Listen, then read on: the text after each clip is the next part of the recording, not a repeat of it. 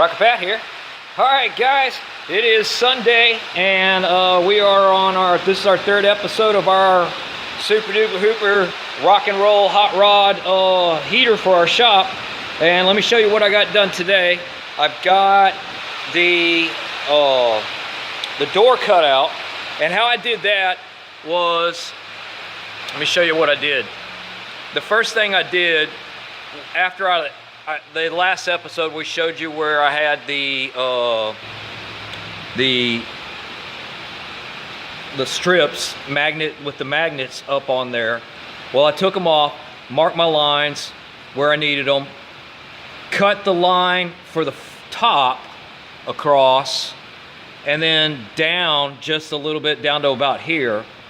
Then I took the strip, put it on there, and then welded it in place all the way across, top and bottom.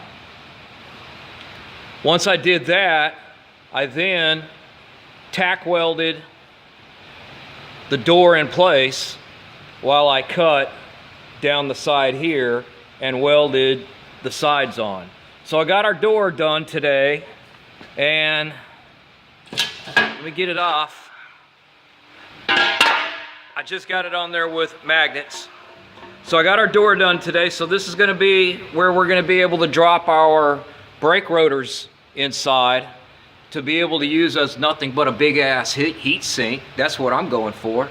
So that's what I got done there. I got the burn chamber plate in place.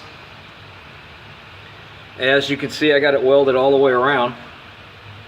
You know, I like projects like this because it allows me to practice my welding, and I don't weld very often, and the only experience I've had with welding has been basically